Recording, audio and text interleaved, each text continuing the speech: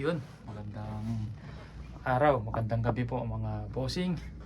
May bago tayong dating Manlapat bolt action, 10 pieces, 5 standard tank. Hiningal ako, pinanik ko sa taas yung 10, 5 standard with silencer at 5 long tank na walang silencer. Pakita ko muna yung mga unit. Ito yung kayo na panalunan sa raffle, nag-iisa na lang, walang available. Pero may parating tayo, 3 piraso na lang po yung ganito. Iyan, 3 piraso na lang. Yan, yung MSG na new model natin mga bossing. Iyan. Naka carbon fiber, Alsafe, 48 liters. Pwedeng magpa-reserve, 3 na lang po yung available na ganito. Siguro mga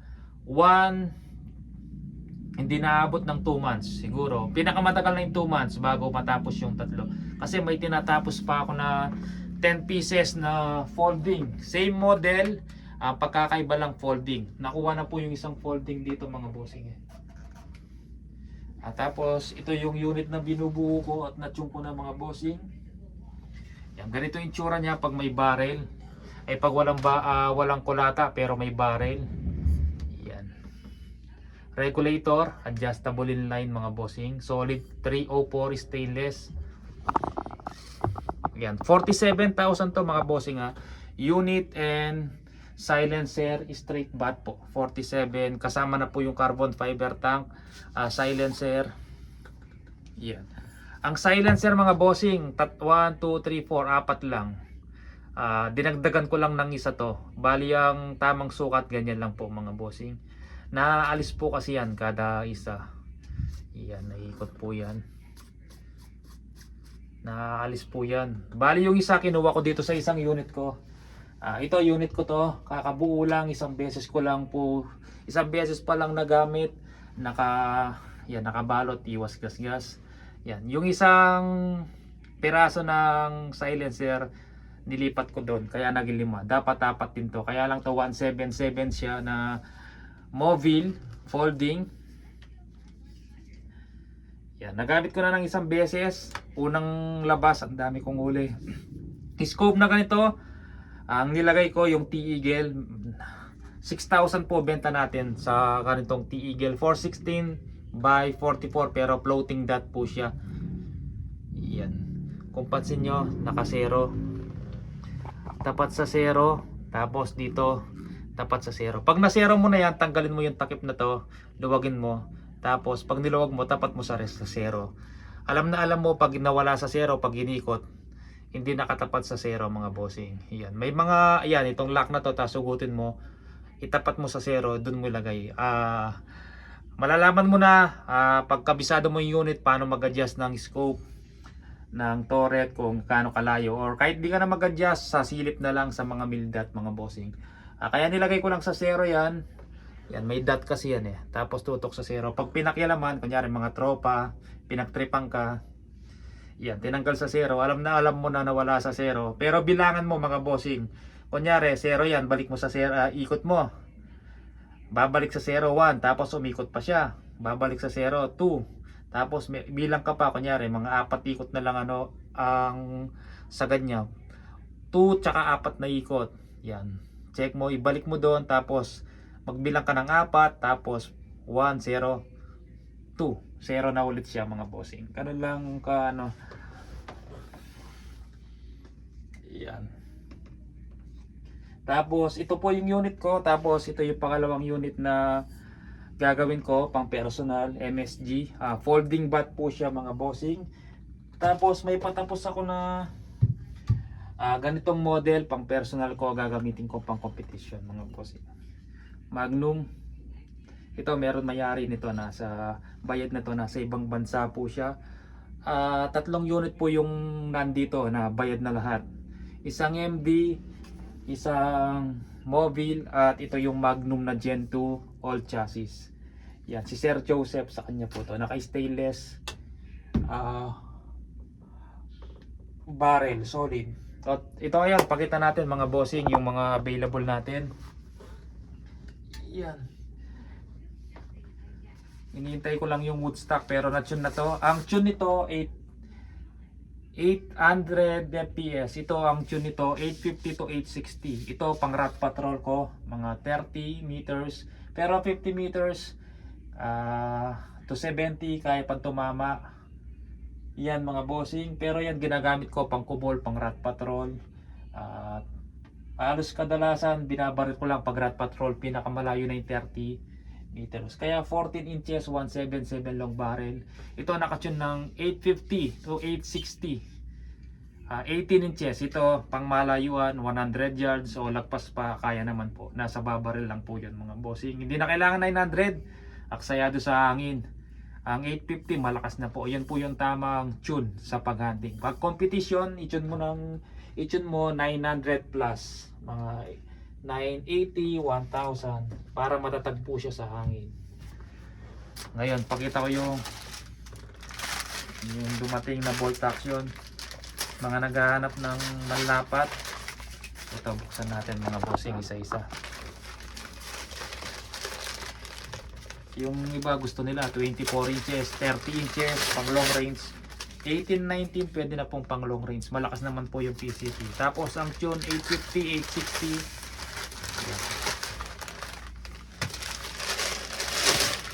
Yung ang 14 inches ko ternay kong green opening sa 80 meters doon sa likod yung pader na kulay itim. Siguro nag down siya ng tatlong mil dot. Tapos yung groupings hindi lumaki sa piso.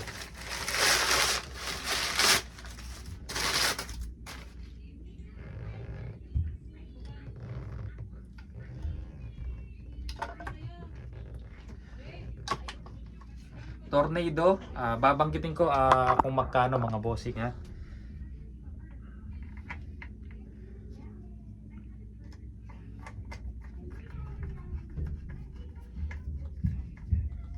Tornado model. Ang complete set nito kasama yung scope na T-Eagle o Swamp Deer na orig. Hindi po class A mga bossing yan. T-Eagle, same brand po to sa unit na nakalagay do sa mobile ko. Yan. Ganito ang scope po. Yan, Norik scope po yan mga bossing. Yan po ang nakalagay. 20,000 po ang presyo nito. Complete set kasama scope tsaka Valiente CO2 tank. Yan. 24 inches long barrel standard tank.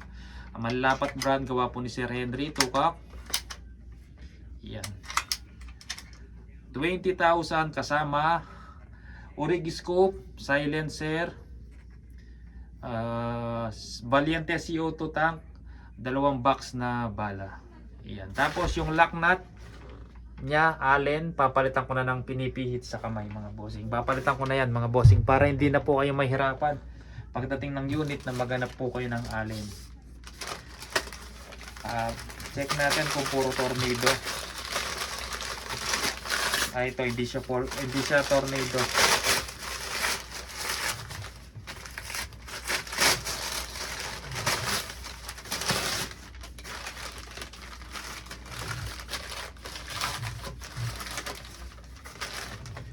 Ganun ni scope mga bossing, benta ko 3,000.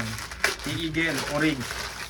Gusto nyo mas magandang scope, ito 6,000. Tapos meron tayo ditong Vortex Diamond back 20k orig. Tapos gusto nyo ng element na Helix, 28,000 mga bossing. Yan, 28,000. Iyan, pang malakas ang scope mga bossing.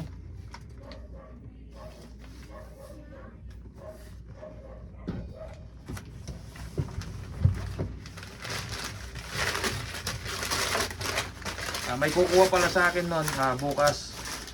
Ganun ni scope, meet up po kami Robinson Malolos, yung TIG 28 na element na Helix.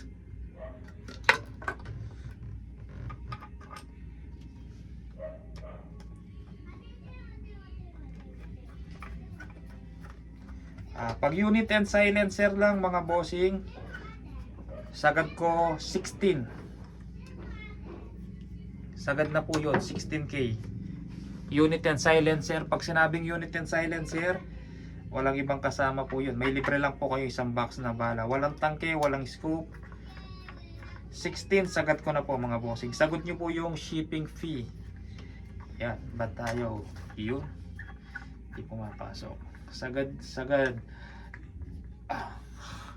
Sagot nyo po yung shipping fee. Yan.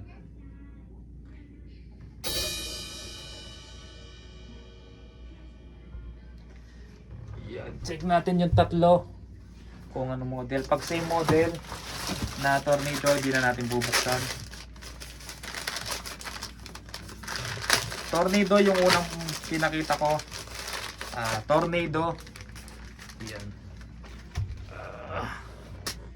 Tapos yung isa, tornado. Tornado din siya. Yung isa,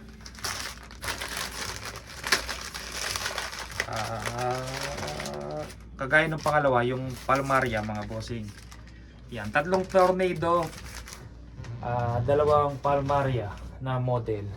Tapos yung long tank, walang silencer to mga bossing. Hindi na siya pwedeng lagyan ng silencer, gagastos pa tayo kasi i-atras natin yung front sight niya para malagyan ng silencer, panibagong labor. Kasi kinuha natin to, walang silencer. Pero pwedeng lagyan ng scope. Yan, wala lang silencer. Ito, unit only. Bigay ko na ng Palmaria model mga bossing. Long tank. Sagad ko 15K, unit only. Meron ka lang libreng isang box. Yan. Tapos tatanong, kasama na ba yung scope tsaka yung tangke? Hindi po, unit only po. Pag sinabing unit only, yan, may libre ka lang isang box. Tapos tatanungin kung libre na po yung tangke. Wala pong libre yung tangke mga bossing. May puhunan din po kasi yung tangke. Hindi po namin nakukuha ng libre yan. Kahit sa maker, hindi po nagbibigay na libreng tangke. Ito long tank. Iyan po long tank. 15,000. Sagad na po yun. Unit only. Manlapat brand po mga bossing. Tapos check natin yung bali 5 may silencer na standard tank. Tapos 5 long tank. Tornado.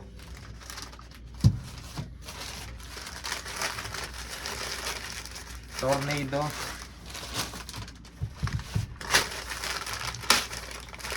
Palmaria.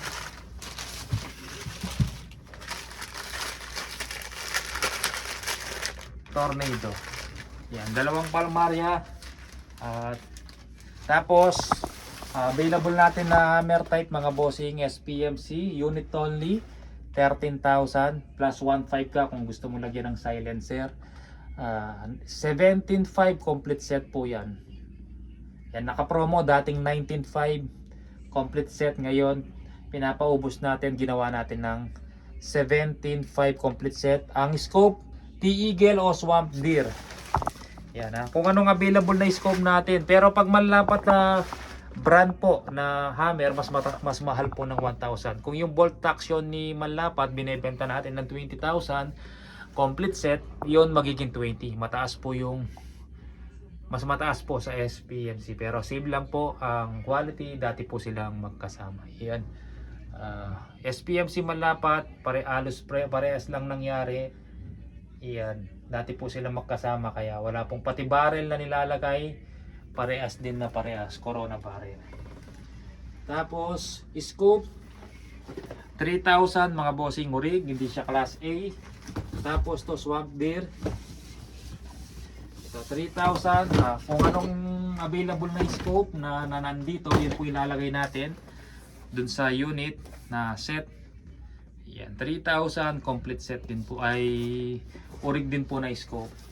Tapos side, di tayo nagbebenta ng receiver lang. Marami tayo ditong receiver lang. Ito yung 25 pieces ngayon. 1, 2, 3, 4, 5, 6, 7, 8, 9, 10, 11 na lang. Yan. Para sa mga ganitong model po yan. Yan, 11 na lang.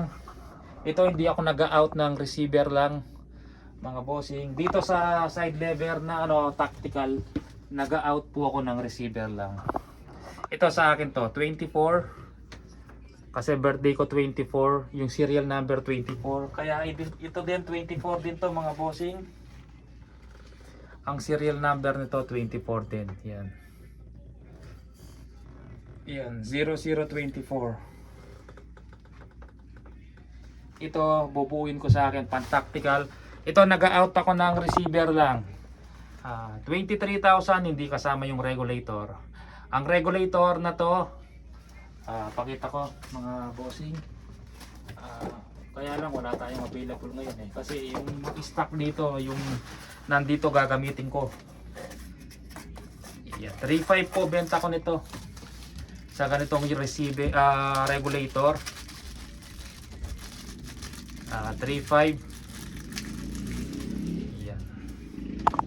Kasama na tester lang to mga bossing, hindi kasama. Bali ito, pag tinanggal mo, dito mo lalagay yung tangke, yung bottle tank. Yan. 304 po na solid. Yan, napakaganda. Adjustable. Pag ginikpitan mo, bumababa yung output. Pag niluwagan mo, tumataas. Pag nasa inyo, aralan nyo po mga bossing. Yan, tester to para pag nag-test ka, kunyari yan, nilagay ko sa receiver. Tapos lagay ko tong takip.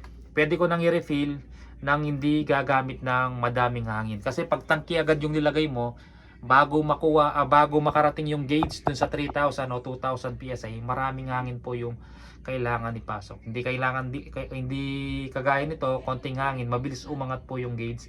Agad po makikita nyo kung ano yung output na kakalabasan. Kagaya nito, ang output niya 1.5. Yan. Tapos ang laman niya 2,000. Makikita mo kung gusto mong adjust pa, gusto mong taasan yung output, tanggalin mo muna yung hangin, putok mo or luwagan mo tong gauge para lumabas yung hangin, tapos luwagan mo yung ito, tataas yung output. Luwagan niyo to. Yan, 3.5 benta ko nito, kaya lang walang available mga bossing. Ito, 23,000 ang benta ko mga bossing. Pang tactical siya, kasama na trigger mechanism. Yung tube, iti-thread mo na lang dito. Bili ka ng hand grip sa Shopee, 500, 600. Ang pinakamaganda, 900 na ang nakita ko na magandang klase at matibay. Bili ka ng tangke, nasa inyo kung anong gusto nyong brand.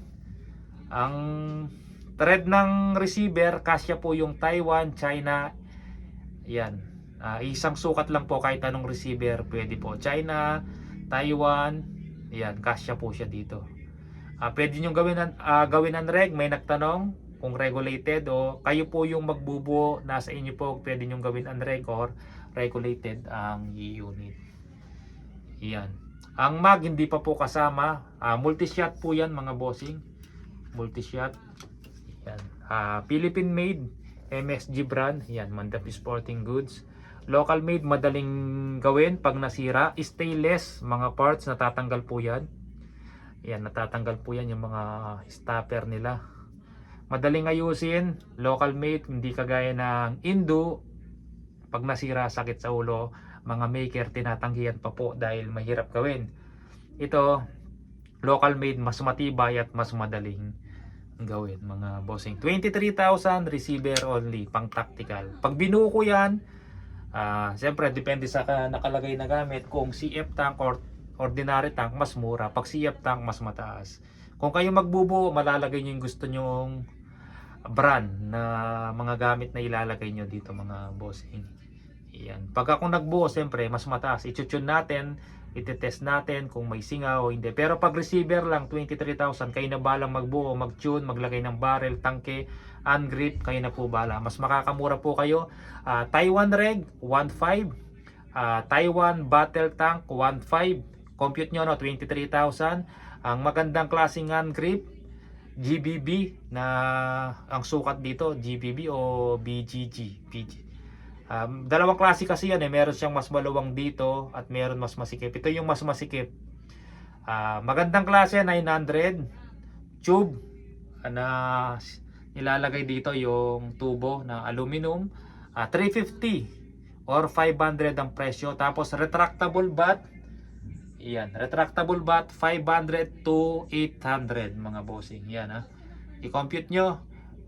Lagyan yung battle tank, tapos barrel, may nabibiling barrel, ordinary barrel, pero yung iba maganda naman tumama 1.5, pero may mga barrel na magandang klase. Kung gusto mong maganda tumama, mag-invest ka doon sa mas mahal, mas maganda. Di baling Taiwan lang yung regulator mo, Taiwan yung battle tank. Ang importante yung barrel, maganda tumama. Silencer may nabibili 1.5 mga bossing. Yan, compute nyo kung magkano magagastos, mabubuo mo na tong unit. Ang problema lang, ikaw ang mag-tune sa unit. Adjustable power niya yan mga bossing. Pag ninikpit mo yan, lumalakas. Pag niluwagan nyo, gamit yung alin, yan, humihina. Adjustable trigger, yan. Kung gusto mong mas mahaba yung slack niya, luwagan nyo, mas mahaba yung slack niya, o aralan nyo luwag o paikpit. Kasi yung slack, yan, kunyari pinus mo siya, hindi pa siya puputok, meron pa siyang slack na yan, dyan pa lang siya puputok. Pwede naman yung slack niya konti lang, pag dikit mo ng kamay mo puputok na siya. Kayo na balang mag-adjust mga bossing. Yan, 23,000. Sige po, lalagay ko naman po yung number ko dun sa YouTube, sa title. Tawag lang po sa sure buyer. Yan, sinabi ko na yung presyo mga bossing ha. Yung iba hindi pa pinapanood yung video ko, na ko-comment na po ng how much. Yan, sinabi ko na presyo, pati yung mga available. PCP, wala tayong available, marating pa lang yung Woodstock. Ito yung mga receiver natin. Yan, wala na test leak na to, may mga laman na yan mga bossing. Yan, may mga laman yan. Matagal na pong nandyan yan, hinihintay ko lang po yung Woodstock. Yan, may laman na. May laman po yan. Pag nandyan na test leak na po yan, select na natin, binabad na natin sa tubig. Yan. Pati ito, may laman na to mga bossing, na 2,000 PSI. Iyan po, mga gustong bolt action, 20,000 complete set. Sige po mga bossing, maraming salamat po.